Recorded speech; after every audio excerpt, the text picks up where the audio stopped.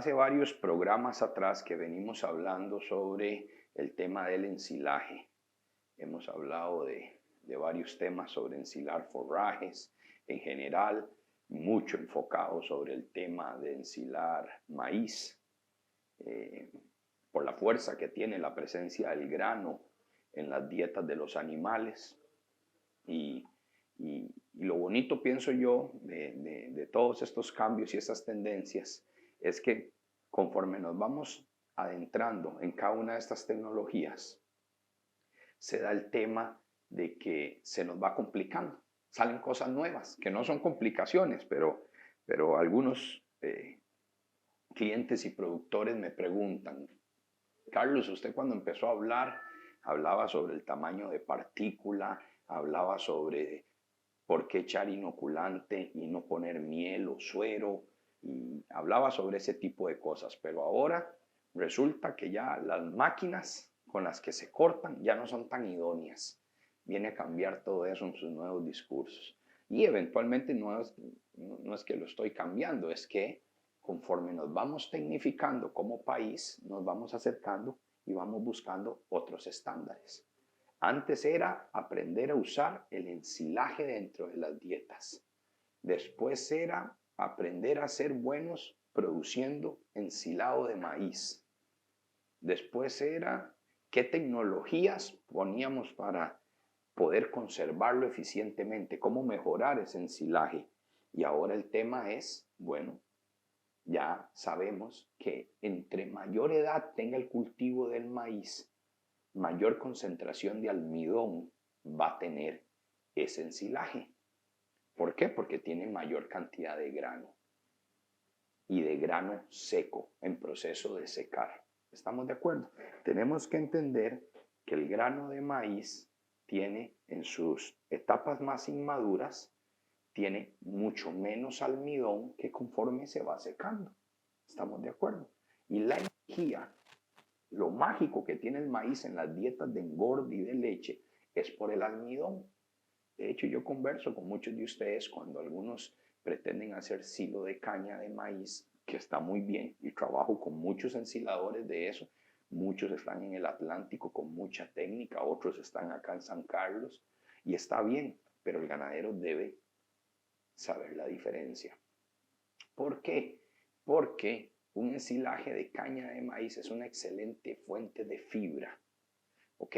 Reemplaza la paca de heno, reemplaza la silopaca, reemplaza el pasto del potrero en cierta cantidad, pero nunca se puede comparar con el ensilaje de planta entera. ¿Estoy diciendo que uno es bueno y que el otro es malo? No, estoy diciendo que cada cosa sirve para una cuestión diferente dentro de la dieta y que el nutricionista tiene que saber con qué producto está trabajando para saber cómo va a responder, cómo va a proyectar, cómo va a predecir el rendimiento de los animales. ¿Por qué? Porque, por ejemplo, se hablan de niveles de sustitución. Entonces, hay el famoso nivel que anda por ahí de que 3 kilos de ensilaje de maíz hacen por 1 de maíz molido. Eso es cierto, pero no siempre. Eso es cierto si el maíz se está cosechando entre una materia seca aproximada de un 33 a un 35% de materia seca. De lo contrario, esa apreciación no sirve. También usamos una de que es que por cada 4 de ensilaje hacemos 1 de concentrado de vaca lechera, ¿cierto? Se necesita un poco más. Para maíz molido son 3, pero para reemplazar 1 de vaca lechera promedio, al 16% de proteína, se ocupan 4. ¿Por qué? Porque el nivel de proteína del maíz ensilado no es tan alta, anda más o menos por un 8,5%. Entonces no es tan alta. Lo que yo dejo claro es que todo sí se cumple una buena materia seca. ¿Ok? ¿Y por qué vamos a hablar hoy de las máquinas? Porque el poder llegar a un 34, 35 o 33% de materia seca va a depender estrictamente de la máquina cosechadora. ¿Ok? ¿Por qué? Porque de 33 para arriba, las máquinas que no tienen procesador de grano o no tienen algún tipo de artefacto o tecnología, algunos corrugados, otros usan una criba, otros usan un sistema de doble cuchilla, algún sistema que trate de lesionar el grano, ¿qué es lo que vamos a hacer? El maíz llega al nivel energético que queremos por tener esa materia seca que está correlacionada con ese nivel de almidón. Pero de nada nos sirve si cuando la máquina lo corta, lo sega, no logra procesar eso, porque nos empiezan a salir granos enteros con mucho nivel de cuaje, ya no línea de leche media, que es la normal que se revienta el grano, sino que una línea 3/4, un maíz más cosposo que llama el productor.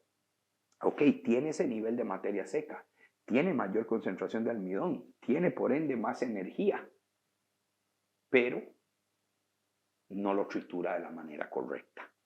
Entonces no tiene el mismo efecto en la dieta. Yo a veces no me preocupo mucho cuando eso pasa. ¿Ok? ¿Por qué? Porque las dietas en Costa Rica no son 100%, casi nunca, son muy pocas, las que son 100% ensamblaje de maíz, la parte fibrosa, sino que también tienen pasto y tienen otras cosas que retienen, que sostienen esos granos, que sostienen ese ensilaje más tiempo dentro del rumen. Entonces le da chance, le da tiempo a la microbiota ruminal de poder hacer toda esa parte enzimática y ese efecto.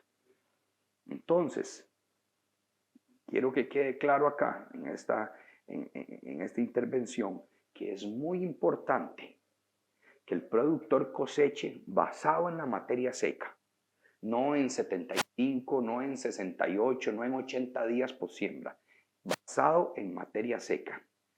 ¿Ok? Y que cuando coseche así, se fije muy bien cuánto puede regular el tamaño de partícula para poder lograr lesionar lo más que se quiera el grano de maíz. Porque si usted lo hace, algunas de las personas que venden maquinaria o que están en esto, miren, sí, es que como no tenemos cracker, entonces la solución es cortar más joven el maíz. Lo que pasa es que estás dando más agua. No hay misterio, te estás engañando solo. Ok, como no tengo cracker, no pasa nada, bajo el nivel, corto el alimento más tierno, pero entonces no tiene la misma energía. Ahí es donde la gente deja de creer en el proyecto. Porque la gente dice, prometen algo en las dietas y las dietas no lo alcanzan. No, no es culpa del maíz. Y ahí pongo la mano, no es culpa de los muchachos que venden la semilla. No es culpa de los importadores, es culpa de que fisiológicamente estás cortando el maíz con mucho menos almidón del que se ha utilizado cuando se hacen esas comparaciones. ¿Lo ves? Entonces, ¿cuál es la tecnología? Bueno, afilar muy bien. Afilar muy bien. Yo recomiendo afilar en la mañana y en la tarde, unos 30 segundos. Las máquinas tienen autoafiladora. Entonces, arrimar la piedra antes de empezar a cortar en la mañana y después de almuerzo, otro ratico, unos 30 segundos. Cerrar las cuchillas a un tamaño de partícula regulado, ya sea por mi persona o por el técnico que les ayude. Nosotros usamos unos mecanismos para medir eso. Y lo más que pueda, y aquí hago el llamado si es que llega a oídos de ellos, las empresas que venden maquinaria tienen que irse preocupando por conseguir máquinas que tengan algún tipo de tecnología para triturar el grano, para lesionar el grano.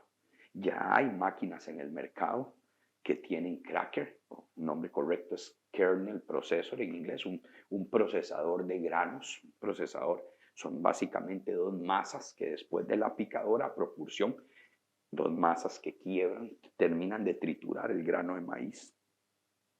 Y eso va a mejorar muchísimo, muchísimo la conversión alimenticia de las dietas, de los establos, de las dietas suplementadas en pastoreo, de las lecherías. Cuando digo establos me refiero a establos de carne. Nosotros estamos haciendo trabajos en eso, eso va a ser importante. Un factor muy importante es que el inoculante que estén echando tenga alfa-amilasa, ya que sabemos que en Costa Rica no Tenemos máquinas todavía en el mercado completas, bastantes, ya andan unas cuantas por ahí que se están empezando a valorizar y todo. No tenemos máquinas todavía con amplio quebrado de grano. Es muy importante que se utilicen inoculantes que dentro del cóctel enzimático tengan alfa-amilasa, porque entonces durante ese proceso en el que se está generando el proceso de ensilado, también se está dando el desdoble químico, ¿cierto? Se está dando esa exposición química del almidón en el proceso de ensilado.